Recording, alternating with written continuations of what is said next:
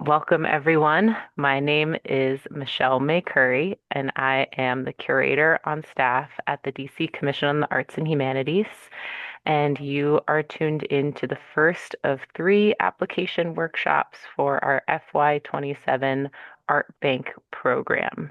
Uh, Two of those workshops will be virtual, and there will be one in person at the MLK Library, the DC Public Library, MLK branch, next, when is it? Next Thursday. Thursday from 5:30 to 7, which will be for first-time applicants and anyone who would like to come in person to get that added touch of support. We have folks from staff, from our CH staff on this call as well. I'm going to have them introduce themselves. Louisa, do you want to go first? Yeah. Hi, everyone. I'm Louisa Hammond. I'm one of the arts collections registrars here at CH. So specifically for the art bank collection, the registrar, so the caretaker of the collection.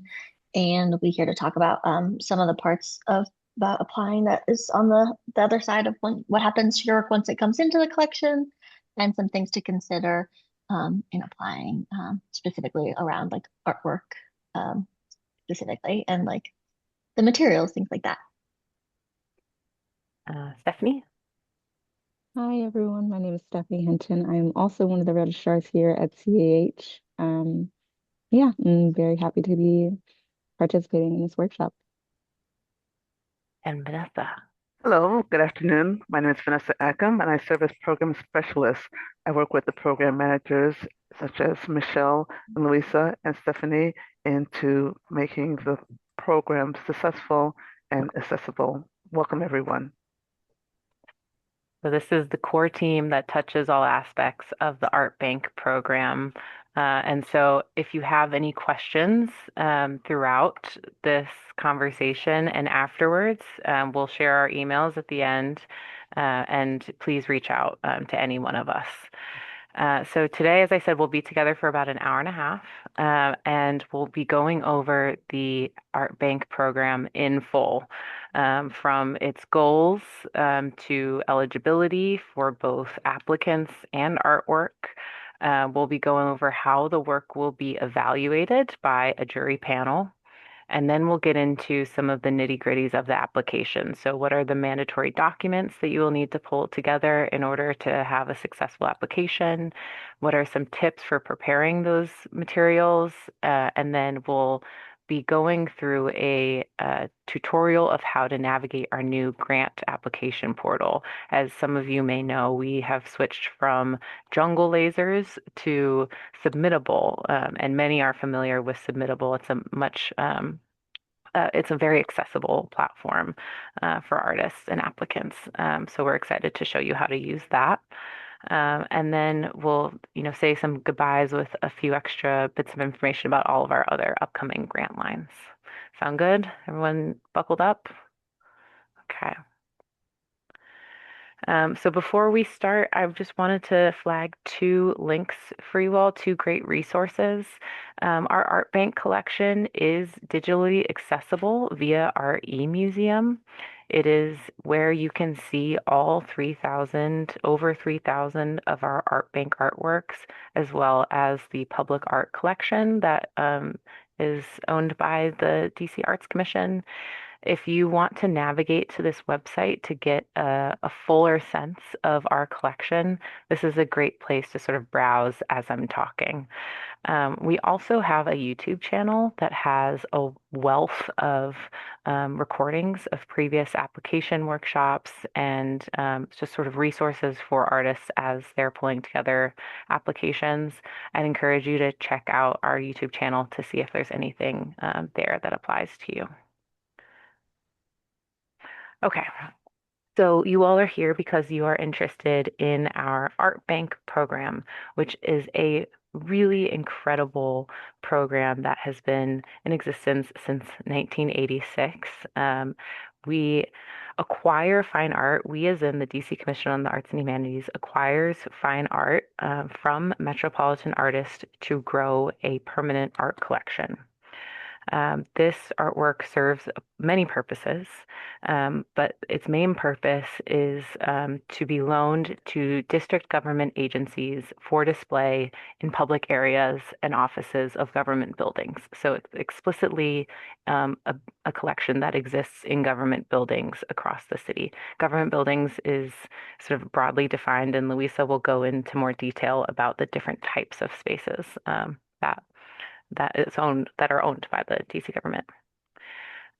Since we started in 1986, 2026 means we are in our 40th anniversary year. I'm going to go into detail in the next slide about all the ways that we're celebrating that anniversary. But it is a long-standing program, one of the longest in the country at this municipal level. And it really documents DC's unique art history from the lens of the local and regional arts community. This is a grant line, which means that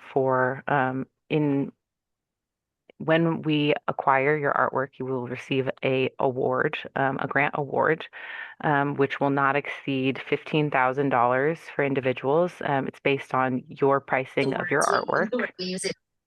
And for district nonprofit organizations who apply on behalf of individuals, no artwork can be priced over $15,000, but we may acquire multiple artworks from that organization, and that total grant award cannot exceed $25,000.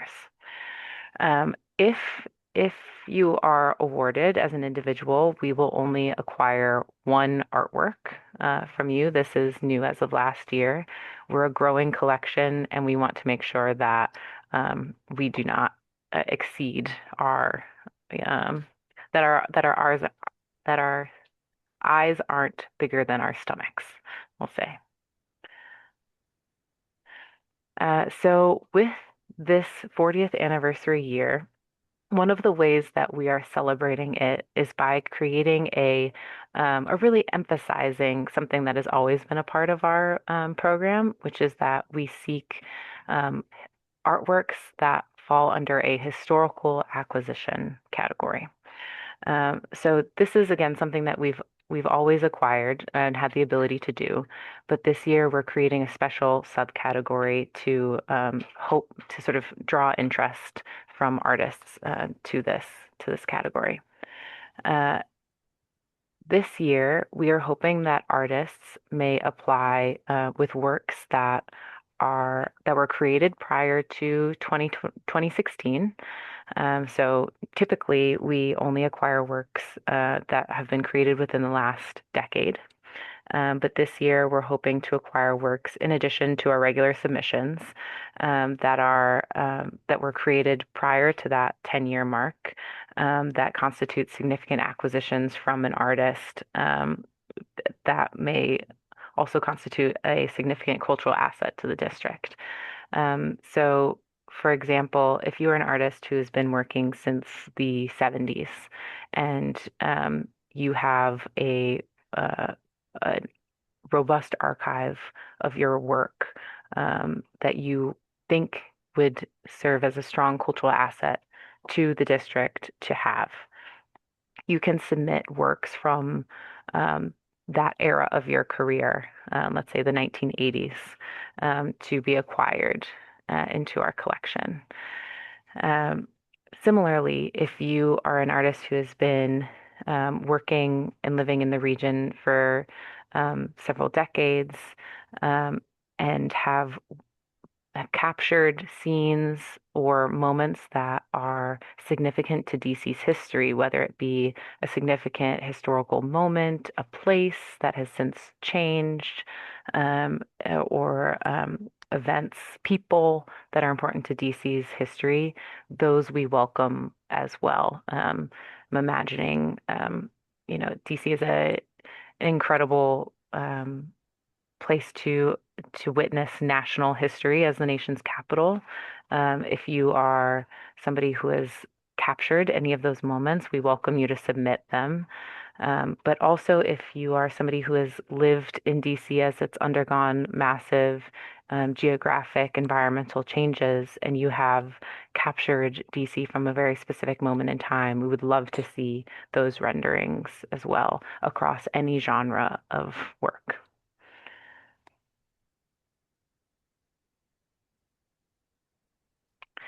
Um, so beyond this 40th anniversary year, there are lots of reasons why we collect, why we grow this collection. We want to create a collection that represents the diversity, the rich diversity of the region. Um, the DC region is full of artists, and we want to build a collection that is reflective of that reality. We also see the acquisition of artwork by metropolitan artists as a way of providing financial support and exposure, as well as professional benefit to visual artists in the region. One of my favorite aspects of this program is that we are often the first stop along the way for an artist in being acquired into permanent collections. We also receive artwork and acquire artwork from artists at all ranges, at all stages in their career, from early to mid to fully established artists. But acquiring artwork by DC artists is a financial benefit to artists in the region. We also want to create a collection that helps beautify the district. We want to create aesthetic experiences for not only employees of district government buildings, create spaces that employees want to be in all day and feel enlivened by, but also to create experiences for visitors into those buildings so for visitors who are receiving services in those buildings, that they feel like those spaces reflect their experiences of the place that they live in. I'm going to pass it to Louisa to tell you a little bit more about how the collection lives and breathes throughout the city. Yeah, so I'm going to jump into talking about what happens with this artwork once it comes into our collection. That will help you understand a little bit more about thinking through what works you might want to apply with if you're thinking about the life of this artwork once it comes in. So the first step for the artwork that comes in the grant is full cataloging. So we will, document the artwork fully and catalog it so that it can be uploaded to our e-museum, that link that Michelle shared that has kind of our archive of all the artwork. And we've been working on creating, more robust cataloging, and that involves getting more information from you, the artist, and having you fill out a survey after acquisition that gives us a little bit more context about maybe the artwork and you as an artist, that we can hopefully have that as, like I said, this living record of the artwork. Oh, Michelle, your screen is, the PowerPoint went away. Oh, okay, great, thank you. So once we have the cataloging, we will also submit all the artwork to be reframed. So no matter how it comes in, whether it's unframed or framed, we have a very standard framing practice that we use because this collection is actively on display in a variety of places and with a variety of other artworks. We have a very uniform framing practice to create some level of cohesion with the collection. And also to protect it. So we use very standard white frames with archival materials and OP3 UV filtering plexiglass, to ensure as much longevity as we can on these pieces. Because again, as they are out in the public in these office spaces, they are not in a museum setting, so we can't control for a lot of factors. So the best we can do to protect them is to have this secure framing. For wall-mounted artworks that cannot fit within a standard frame due to depth or things like that, we will have like a shadow box, again, with a pretty standard size plexi covering. And then sculptures will also have a custom pedestal, again, with a plexi cover. So something to consider with work that, thinking of your work that says it might have a textual quality or something like that, it's always going to be behind a plexiglass to protect it. Artwork is also stored in our temperature and climate controlled storage vault. So this is obviously prior to it being on loan. We have what we call our storage vault at our offices.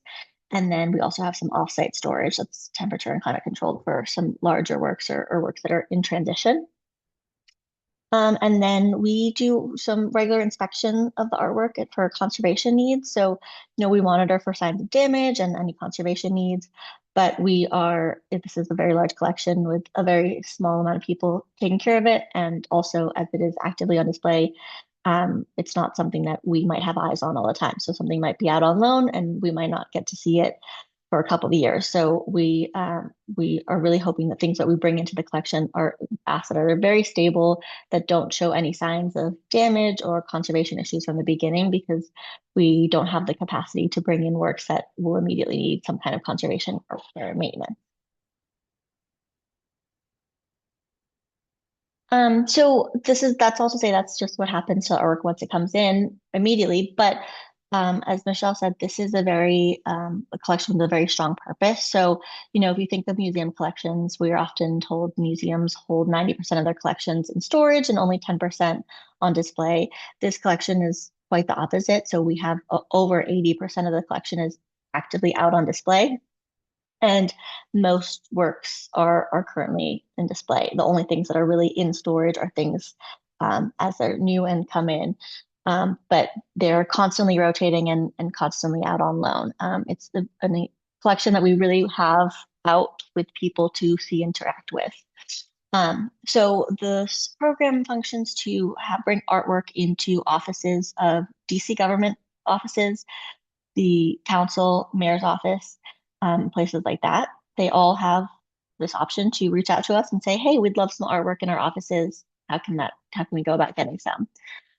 And this is it's a really fun process. So these people reach out and we invite them to come visit our storage, as you can see in the pictures of here on the slide of this is what our storage vault looks like. And they get to come in and view all the available artwork and make selections for their offices. So this isn't the kind of program where we're saying, oh, we're going to put this artwork in your office. It's a very interactive, engaging process with these agencies and offices and council members. And they get to select what they want to have on display.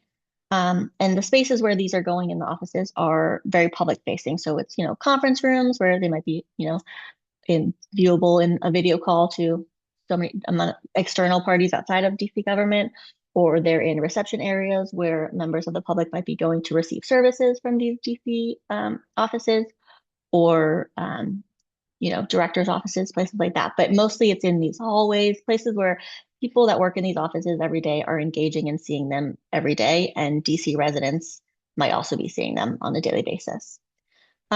So as you can imagine, this is a very different type of request than having artwork in a museum. So these offices it's DC government. You'd be surprised to know how many different agencies and offices there are within DC government. So from the DMV, the Department of Motor Vehicles, to Office of Planning, to the Office of Returning Citizens, to the Department of Human Services. It's providing services for DC residents.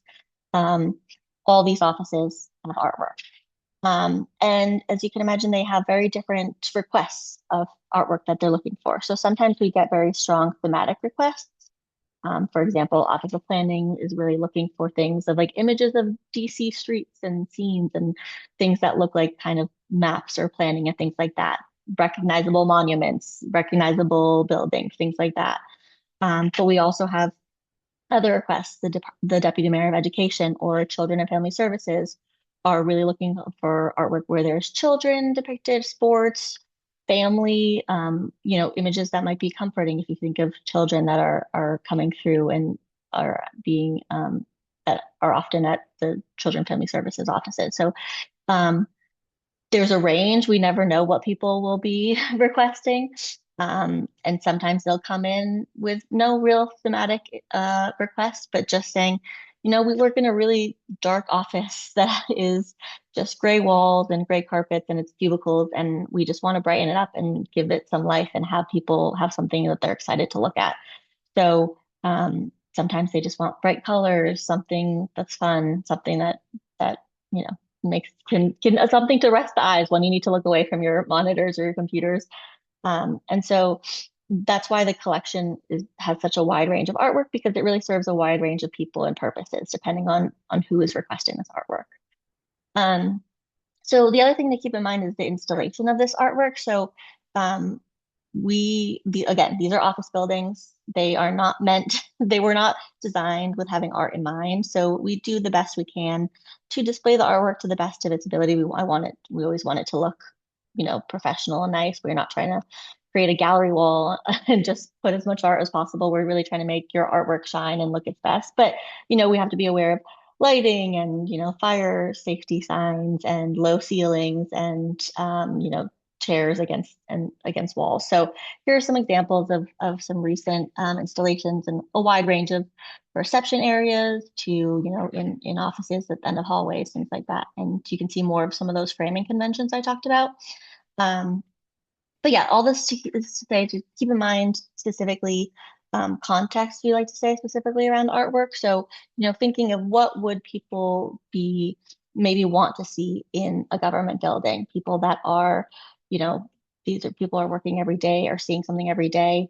What might be appropriate for an office building. So unfortunately, this isn't, again, thinking of the context of if you go to a museum and there's a lot more information about an artwork and an artist, and we're only able to provide a certain amount of a label and provide people with information about what they're seeing. So the amount of context we can provide is limiting. So thinking of that with your artwork, and then thinking of size and scale. So large works, office buildings do not normally have large walls, and we're not really installing in like lobbies of buildings or really huge rooms. We're installing more in, like I said, these hallways.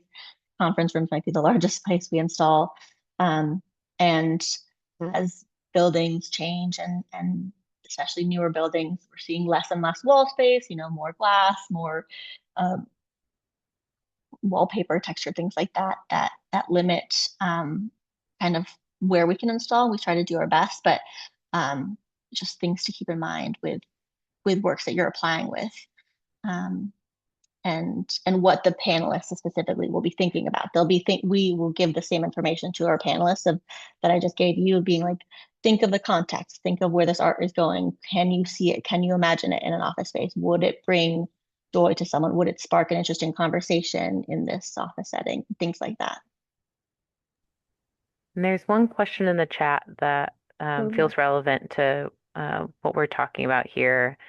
Can you give guidance on subject material to stay away from since this will be in offices? Examples like politically charged or religious work, protest-related work. And I can try to tackle this, and Louisa, you can jump in, fill in any gaps. Yeah. So we absolutely have work that is all of the above. We do have work that has religious references. We do have work that depicts protests. We do have work that is politically charged. You do always just have to think about context, right? So it is difficult for us to place work that has um, uh, cuss words immediately visible in it. It is difficult for us to place work that is overtly critical of um, of the bodies that the DC government directly funds. It is difficult for us to place work that displays direct, clear nudity, though all of these things are not prohibited by our collection. So it's a combination of using your judgment as an artist, and as a consumer of art and as someone who is knowledgeable of what it feels like to be in a library, what it feels like to be in a government office. Louisa, do you want to add anything? Yeah, no, I think that's perfect what you covered. And just yeah, thinking about what, yeah, exactly we said, like what you would imagine seeing. And like we said, it's we're not restricting anything. We just, because this collection is so active, we never want to acquire something that then is just going to sit in our vault and no one is going to select it. You know, we want it to be like, wow, like that piece is going to be great and it has a great meaning and I can see someone selecting it. We don't want something that's going to be so maybe too far in one direction that it's just going to sit in our vault and people will come and when they select like wow that's so powerful but I can't put that in our office. You know, it's like where's that line of being like oh that's really powerful and subtle enough that we can put that in and it's going to spur some interesting conversations but it's not going to be offend anyone or be too strong that we can't explain it because you know we like I said we don't have the ability to give too much context. So that's why we want the work to basically be successful in the program. We want people to be like, oh, you know, want to choose it immediately. And so if it goes too far in any of those directions, it might just, you know, the jury might love it and things like that, but it might just be sitting in storage for years on end because people don't feel comfortable selecting it for their office spaces. Because if you think about it, this is one person who is also tasked with this responsibility usually. You know, someone is given this project saying, hey, can you reach out to the Arts Commission? We want new artwork. And, you know, where they're not able to consult all 40 employees of that agency, they're just one or two people coming to select. And what they select is going to reflect on them. So they don't want to do anything that then might offend someone else in their office. Mhm. Well, Yeah. And Louisa is the one who has these conversations more directly with directors. So um, I take her word for this one for sure. and like I said, it's a real range. It's like you don't know what agencies, some people will really come in with a very strong idea of what they want. And some directors be like, we really want to have this spur an interesting conversation or you'd be surprised by things that you think might be so relevant to a certain agency, but then they know the people that they serve better than we do. And they say that's actually not going to be great for the population of people we serve. That's gonna trigger them in a certain way. And we don't want to have that. Mhm. Okay, and thanks for continuing to put your questions in the chat. We have folks monitoring it, so feel free to keep using it and feel free to also use the raise your hand function. So I'm going to keep us moving to eligibility considerations. So first up, we have how you can identify if you are eligible for this opportunity as an artist. There's a few requirements. First being that you are an artist age 18 or older for as an individual, if you're an individual applicant. You should be an artist whose practice is based in and primarily serving the district. So this means that uh, your work has a clear tie to an impact in the district, and that can be demonstrated in a few different ways. One of them being that your studio perhaps is based in the district. Another being that you are a professor at a university in the district, and your practice means it means that your practice is often taking you into the district. Could also mean that you're an artist who shows regularly in the district through galleries, museums, etc. It also could mean that your community as an artist is primarily found within the district, that you participate as a volunteer at various arts organizations, or you frequent um, various art events and feel like the DC environment is your primary environment. You do have to have either a Maryland, Virginia, or DC address as listed on a government issued identification. And so we'll go over what that looks like for your application, but you will have to submit either a driver's license or government issued ID, or there's a couple other documents that you can submit.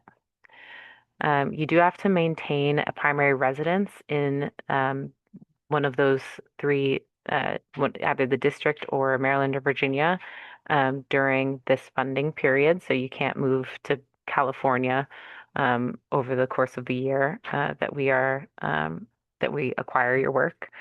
And you have to be in good standing with uh, the Commission on the Arts and Humanities. So this only applies to you if you are a former grantee of ours and you have not submitted your interim or final reports related to any existing grants that you have, and you know who you are if you are one of those people.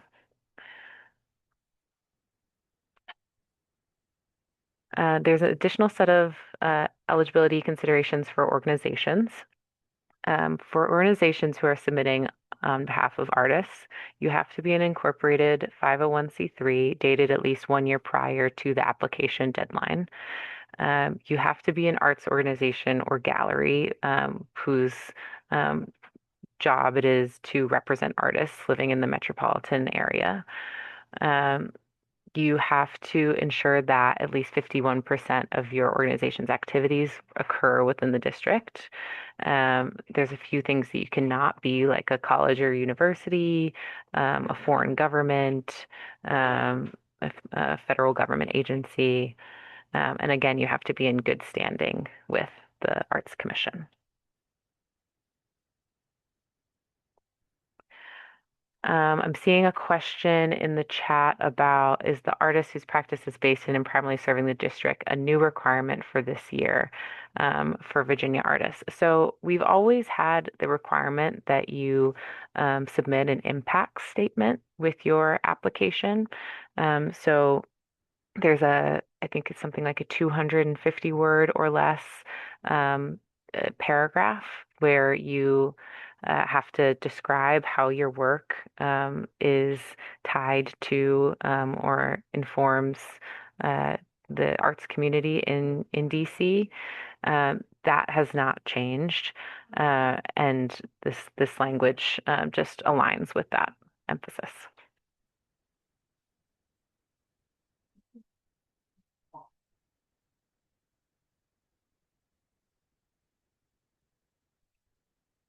Um, I'm going to move us towards artwork eligibility. So there are a few things that you need to keep in mind as you pull together your portfolio for this application. Individual applicants are allowed to submit up to 3 artworks for consideration. Uh, there I think I have this somewhere. Let's see. It's not on this slide. It might come later. But things like diptychs, triptychs, works that have multi-part images, those are eligible to be considered as one artwork. We do not accept works in a series as one artwork. So the multi-part artwork needs to be displayed as one work. And we're happy to answer questions about that on a case-by-case basis if you have considerations on that. For arts organizations and nonprofits, you are allowed to submit up to 10 works by any combination of 2 or more artists. So let's say that you are submitting on behalf of 4 artists, potentially, 3 of those artists, you submit 2 works for, um, and oh man, let's say three of those artists you submit 3 works for. That means you have 9 images, and then that last artist you only submit 1 image for. So it can any combination of adding up to 10, but no artist within that group you can submit more than 3 works for. So it still applies only 3 works per artist. Um, so again, the work typically should be from a recent body of work created within the last 10 years, or it should be considered for that historical acquisition category. I answered a question in the chat about sort of when's the year cutoff. We accept work from all years. It can be made in 1965. It can be made in 2026. You just have to tell us if it's from before 2016 that it is a historical acquisition, and there's a place in the application for you to make that consideration. The work itself should be composed of archival materials. So we have a slide coming up, I think that talks about some of the materials that are ineligible. But if you think about work that you want to keep forever in a permanent collection, the the materials used to create the work should be sustainable, should not degrade over time. And if you have really particular questions about the materials that you use, Louisa is the person that you should reach out to. She's going to be your one-stop shop for questions around whether or not a work is made with that archival material. Size considerations, we ask that your works not exceed 72 inches in any direction, and sculptures not exceed 36 inches in height or 24 inches in width and depth. I'm going to pause here and ask if Louisa has any additional thoughts on sizing just in general as we think about how to install works across the DC government here.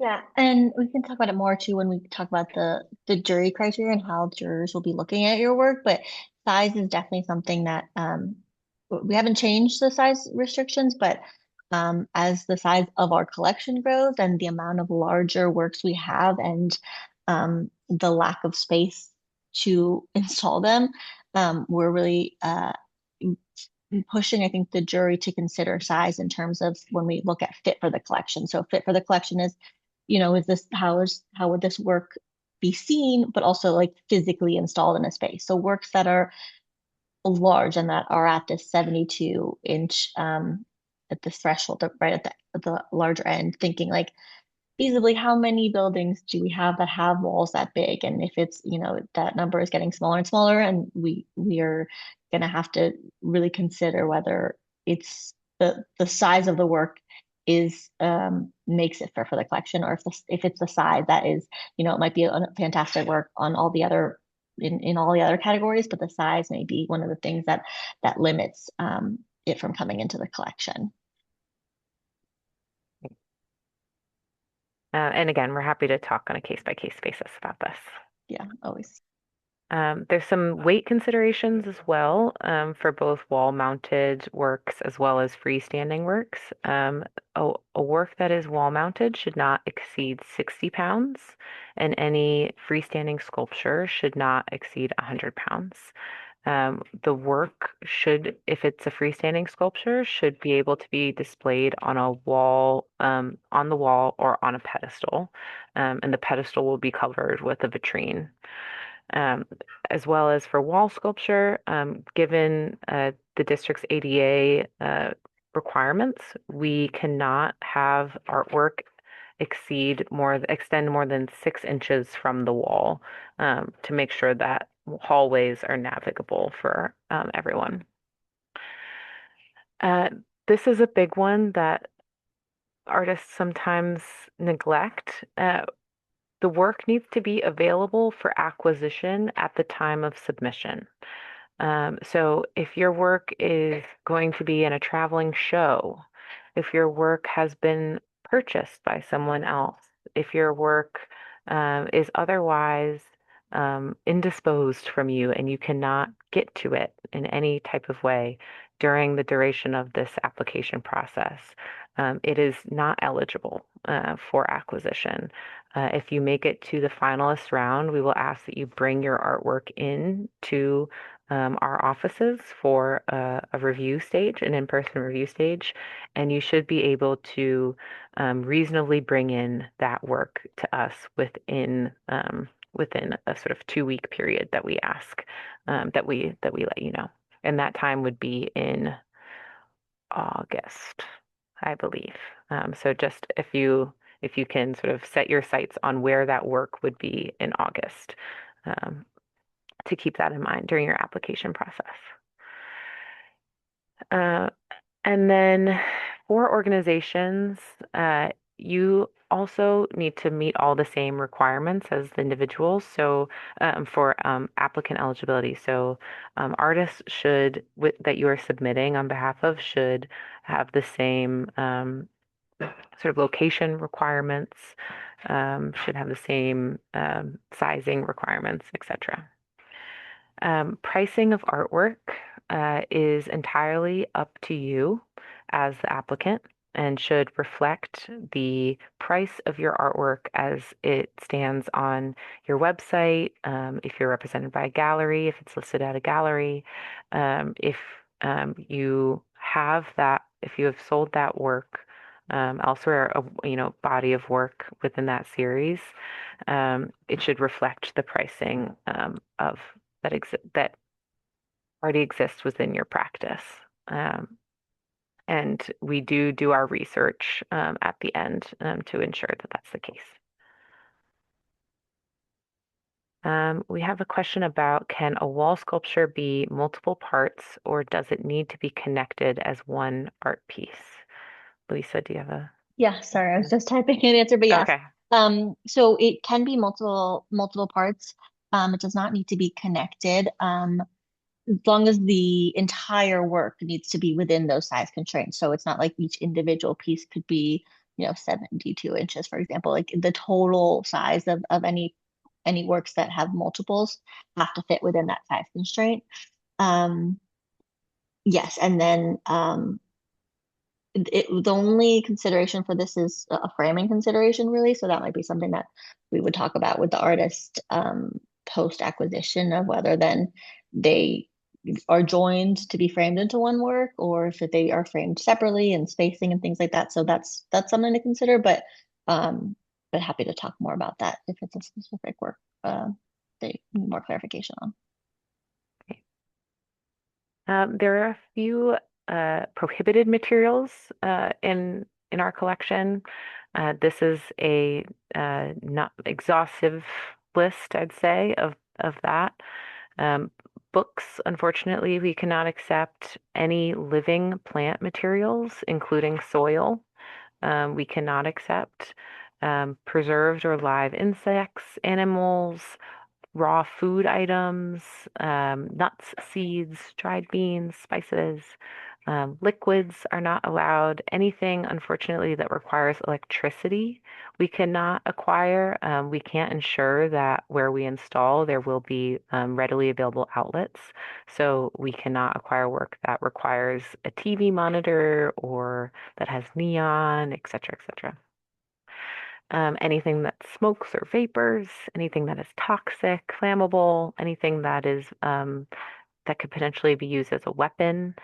And all of this is said with the caveat of we are happy to have a conversation with you around your use of materials and and see if what you are using, if it falls in these categories, is suitable for our collection. Okay, I've been talking for a while. We've been talking for a while, and I'm going to pause here and see if there are any questions. We've been doing a pretty good job of monitoring the chat, and please feel free to keep using the chat. But if you're someone who'd like to unmute yourself and ask a question, now's the time to do it.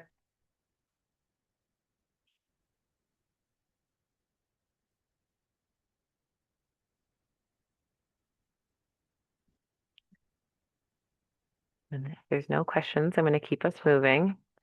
And again, please feel free to use the chat. So I'm going to move now into how your artwork will be evaluated. So the art bank process, as with all of the Arts Commission's grant lines, is reviewed through a jury panel process.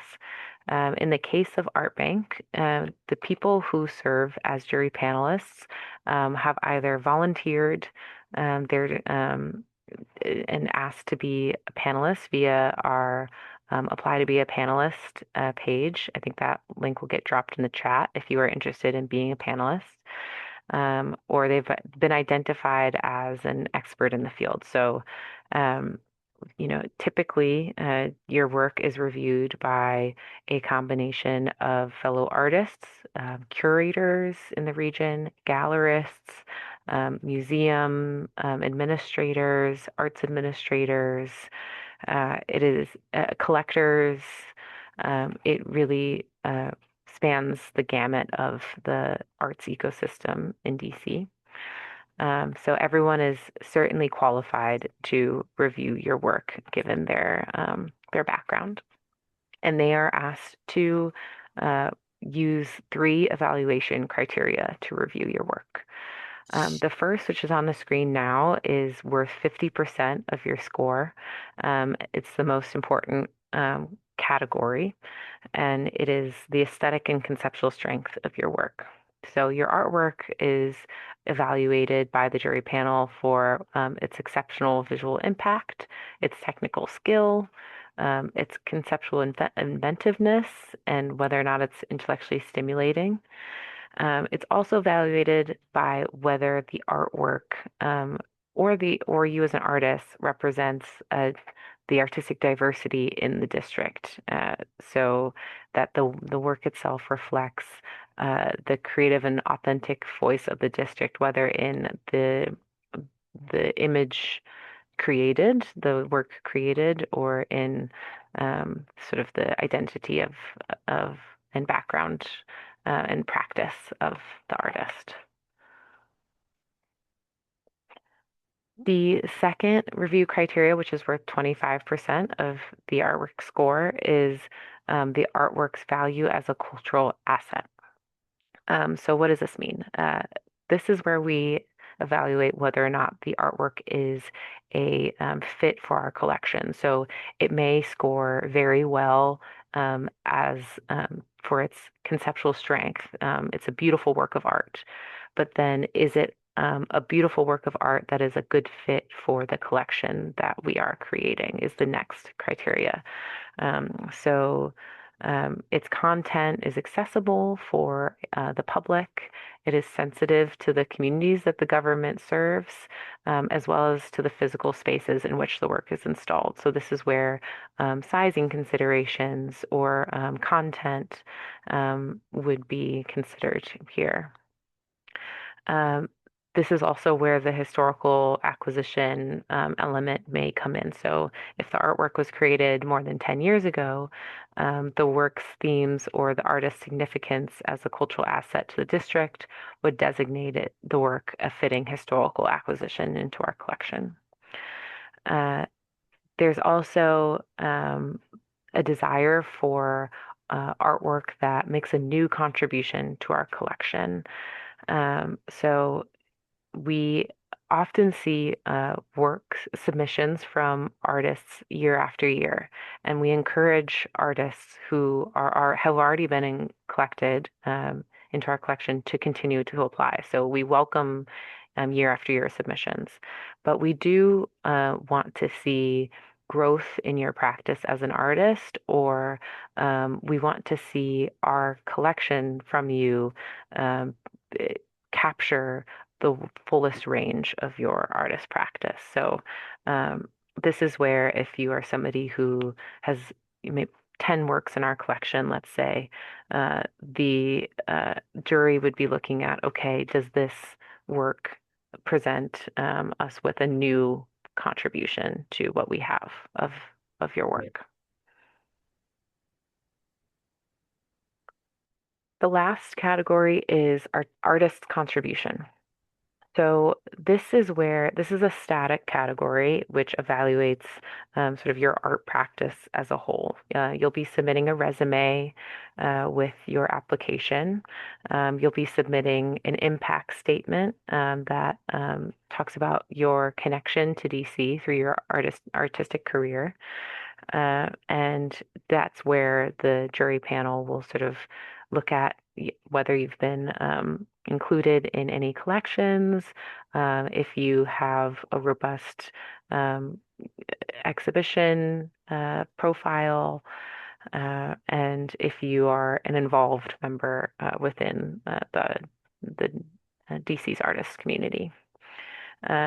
We also would like to acquire work by artists who are emerging at any point in their lives. So if you are a young artist who is just beginning, or if you are a senior artist, a retired artist, or an artist who is returning to an arts practice after many years away, all of the expressions of emerging are welcome to us. And so we sort of weigh that this would be in the same breath. We weigh that this would be a great first acquisition for us.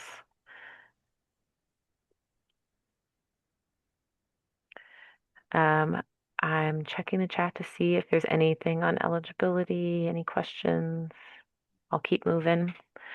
The next piece of the puzzle are the documents that you will submit with your application. So it's a fairly straightforward application. It has a few pieces and parts, but you will gather them. The first is an artist statement that is 250 words or less. It will describe your art making process and how the works that you are presenting in your application relates to that process. The second bit of writing you'll submit is an impact statement. As I described, it's a statement that represents your commitment to the growth of the arts in DC. And this is where, let's say you're an artist based in Virginia, but you were born and raised in DC, or you are a professor or a a teacher, arts organizer in DC, and you have a strong tie to this region.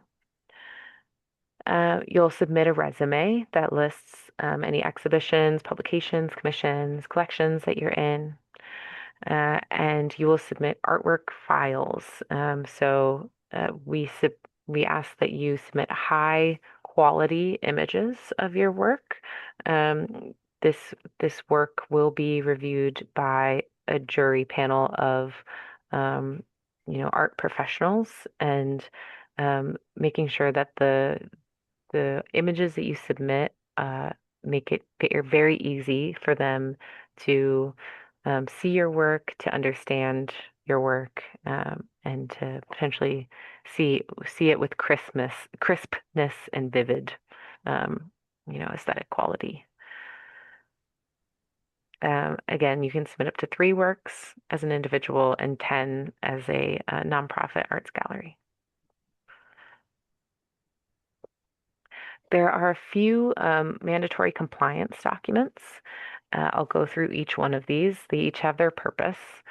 The first is a certificate of clean hands. This is a document that you will obtain from the Office of Tax and Revenue. It is often the document that artists see as a deterrent to applying, but I want to assure you that this is a document that you can obtain between now and the application deadline. It's a certificate that denotes that you do not owe any money to the DC government in the form of unpaid taxes, fines, parking tickets over a certain threshold. I think that threshold has raised recently, but I don't want to be misquoted on what that number is. This is a document that anyone that is applying to any DC government grant line must submit with their application. So it is unfortunately not something that the Arts Commission can avoid in this process. We also recognize that it can be difficult for artists who struggle to pay rent, let alone unpaid parking tickets, to obtain this document. And if you fall in this category, someone who cannot obtain this document, you can enter into a payment plan with the Office of Tax and Revenue and receive a provisionary certificate of clean hands. If you are a Maryland or Virginia resident, it does take just a touch longer sometimes for you to obtain this document because for DC residents, there's like a clearer portal process. If you are a Maryland or Virginia resident, I would suggest obtaining this document sooner rather than later. I think there are links in the chat being dropped as we speak about how to obtain this document. But if you go to the OTR website, you'll find a place to obtain it. The next is a statement of certification. It's a document that anyone applying to DC Arts Commission grant lines needs to submit. It is just a PDF document that you fill out and sign and submit with your application that certifies that you agree to the DC Arts Commission's grant making terms. Uh, the next is a W-9. This W-9 has to be the 2024 version. There was a 2018 version circulating around. This is just the updated version of the W-9. Please sign and date that document with the same address as you fill out your application with. And last is a artwork relationship and copyright form. This is a document that certifies that you made this artwork, that this is not a reproduction of somebody else's artwork, that this isn't somebody else's work altogether, that you created this work. And if you are a arts nonprofit, you fill it out and certify that this work was created by the person who is submitting it. For organizations, there's just a couple extra documents. If you are submitting on behalf of individual artists, then you will have to obtain a written letter of consent from that artist to that you are submitting on their behalf. So just a note saying, I know that this work is being submitted for this opportunity and I consent to it being a part of this application. You'll submit a few extra tax documents, including an IRS letter of determination, a tax certificate of incorporation from DC, and the IRS Form 990 from its most recent completed fiscal year. Okay, we're nearing the end of my talking time before I pass it to Louisa. We're going to transition to talking about preparing your application. So we highly recommend that you approach creating this application with some organization. So creating a folder in your computer that where all of the files are labeled with maybe your last name underscore what it is. So last name underscore resume, last name underscore artwork title one, etc. This means that you'll just be able to sort of copy paste or drop in links when you're ready to submit. Considering that your application is being reviewed by a range of arts professionals who may or may not know your discipline well. Let's say you're a printmaker and you're submitting prints. There may be a photographer, a curator of textiles, and a collector of glassworks all on your panel. So you want to assume the lens of somebody who may not know the specificities and the ins and outs of your work. So if you can reach out to somebody who's outside your discipline to get their feedback on your work, that would be very, very beneficial to your work.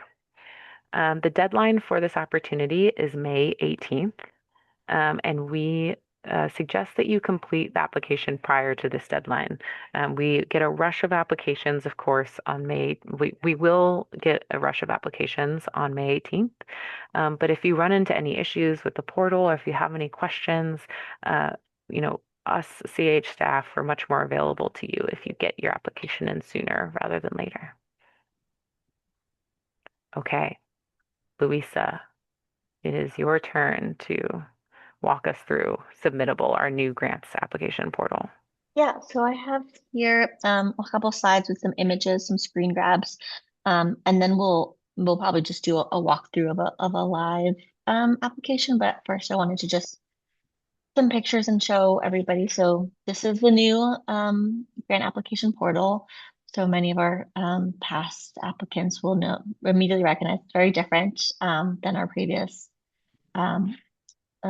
management system, Jungle Laser. So when you click on the link from our website to the grant portal, you'll see this, you'll get directed to this site on the left that says, welcome to Submittable. And below, if you scroll down, you'll see all our grant opportunities listed out. And as you can see, I've highlighted where it says Art Bank FY27 Art Bank Grant Program. It has the deadline, and you will click apply. So once you click apply, it will pull you into the actual application. And so the first level of the application has some preliminary questions. So you won't immediately see the full application. There's kind of some eligibility questions that you will be asked. And that will open up different questions depending on how you answer previously. So if you're an individual or an organization, then it'll open up. So you click individual, now you see all the other questions related to an individual. If you had clicked organization, it will pull up some slightly different questions, obviously not a social security number, but different numbers, things like that. If you can go to the next one. Okay, and I think this is a video, if you can play it, so it will work. Yeah, so once you get the eligibility questions, you'll just get into the application. So scroll, this is the full application on one page. So at the beginning, all these contact information, email, some questions again for us for collecting data about whether you're in the art bank collection, first time applicant, and then those artistic statement, artist statement, impact statement. And then you'll get to part 2, which will be artwork uploads, which again, we have reminding you the limitations for the artwork, prohibited materials, things like that. And then as you continue scrolling, you will get into the submission for each upload. So you will directly upload an image file from wherever you saved it on your computer directly into the portal, into that actual application. So this is what's very different, I think, from our previous application system, because you had to upload items somewhere else and then bring them in. This is directly into the application.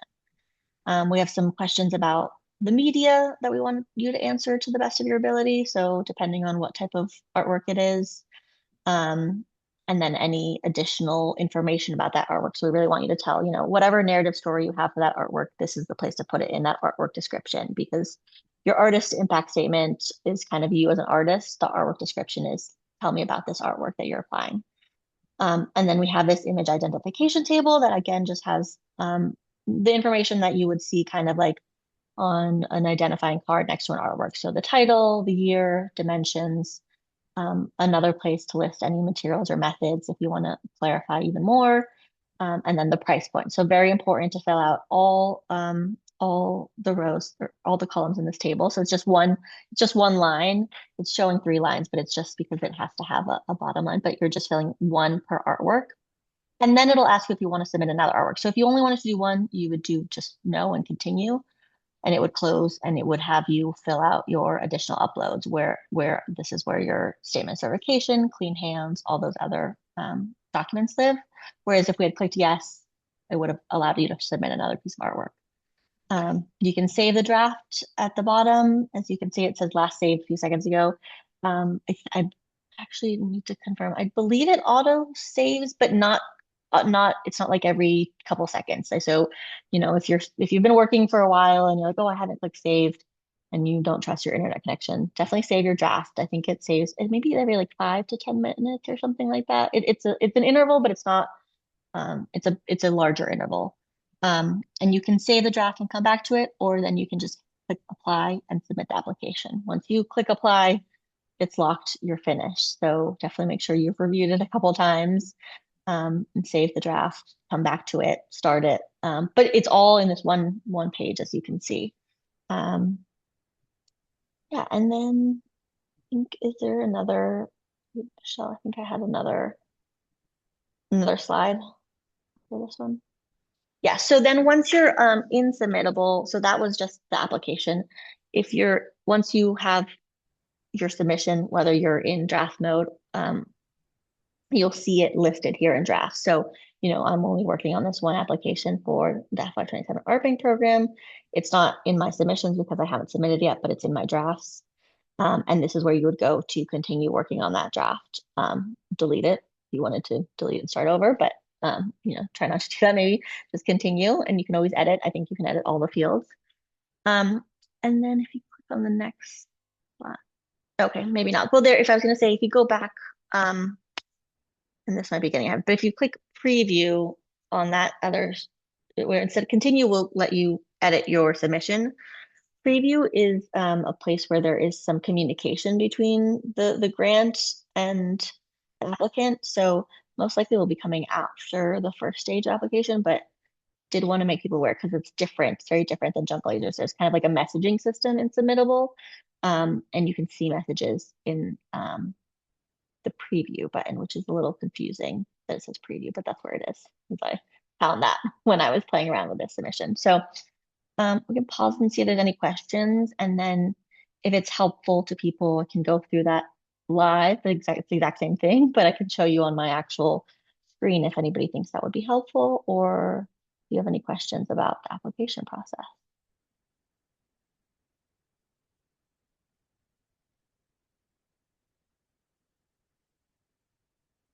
And like I said, for any past applicants, I think the biggest difference is definitely the media upload. So you upload directly into the application and there's no media library. That was a big difficulty in our previous uh, system is that you had to first add things to a media library and then attach them to the application. So this is all in one place. So there's no media library. There's just adding an artwork sample um, individually at a time.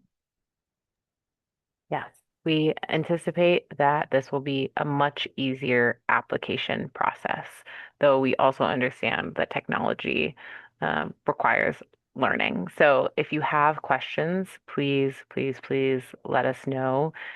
We are learning this system alongside you. So if we don't have the question, or if we don't have an answer to your question, we will figure it out and get back to you. Um, Let's see. Oh, great question in the chat. If we're submitting photographs, I'm assuming that in time of acquisition, if it gets selected, the image must be already printed and framed. Um, this brings me to a really great point, which I don't think I mentioned in this process, which is how the finalist round works. In the event that your work makes it to the finalist stage, we will ask you to bring your work in person in the month of August. And then we curate a show in our I Street Gallery space in Navy Yard based on those finalist works that are brought in. If you bring in your work framed or ready for wall-mounted display, it could be included in this exhibition, but not guaranteed. We tend to bring in more works at this stage than we can reasonably fit in our gallery. So it's as much a game of Tetris as it is curation. And we will have our jury panel come in person to our I Street Gallery to view the works for again for aesthetic strength as well as for archival any archival concerns, material concerns, and with artwork it is very difficult to make an acquisition decision just based on a JPEG. So seeing the work in person is a very important part of it.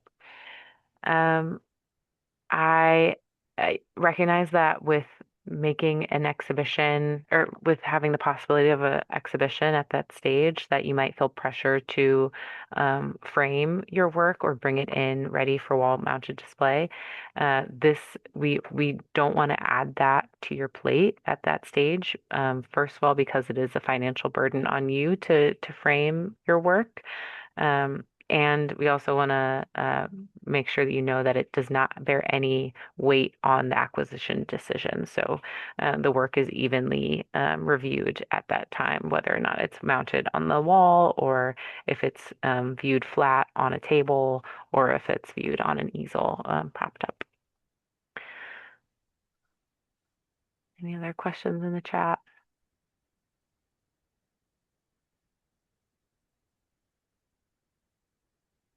How many works are acquired for this grant? That number varies year to year. It's a budget consideration, um, and last year, I can say that we acquired 69 works. It is very rarely above 80. And so, the we last year we received over 300 applications, 320 some applications. So it's a competitive program, and we do expect this year for that number to grow with the, increased accessibility through this new grant platform as well as the 40th anniversary year. Um, but we also, a process that we do every year is uh, we provide debrief feedback on your application if it's requested. So regardless of if you are acquired or if you aren't, our staff does the work of gathering panelist feedback on your work, and it's a really great sort of tool for an artist at any stage of their career to get some real critical feedback on their work and on their practice as a whole.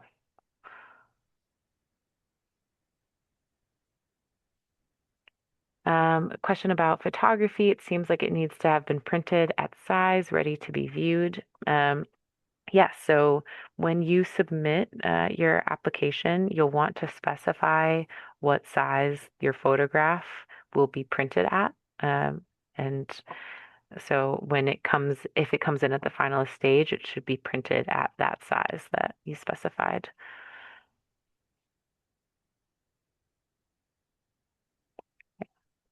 I'm happy to keep answering questions as they come in. I just want to flag a couple things um, before we wrap up. One of them being that we have all of these existing recorded workshops for folks who are looking for additional help with their application.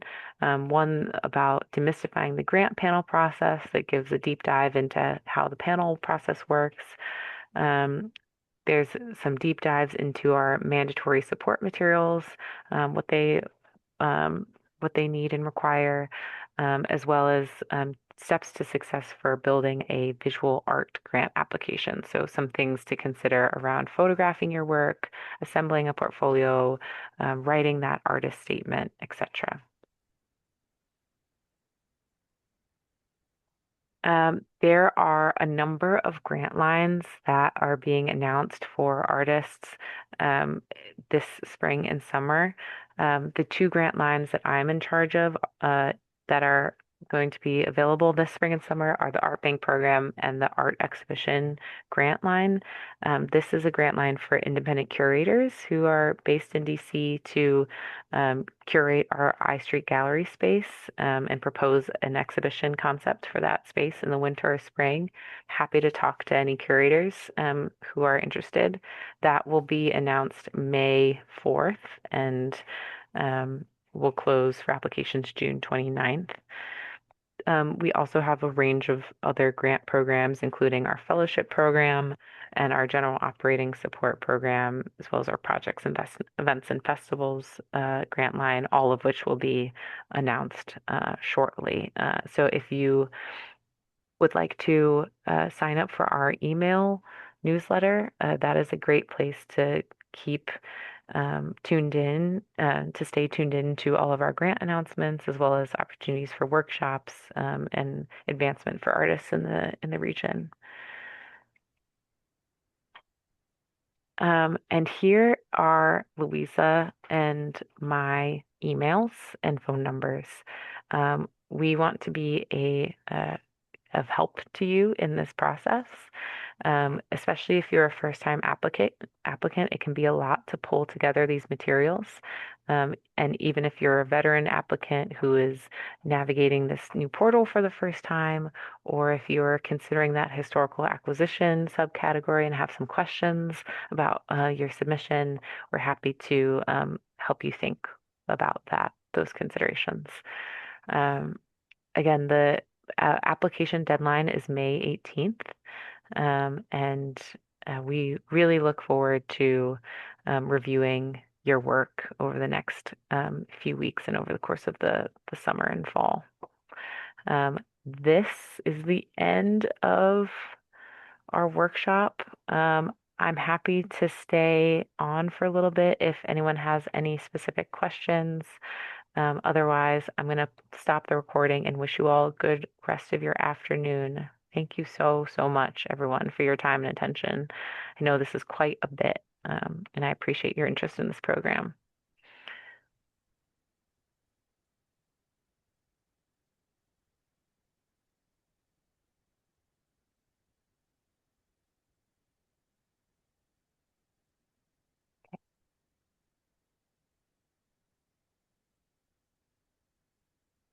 Thank you all so much.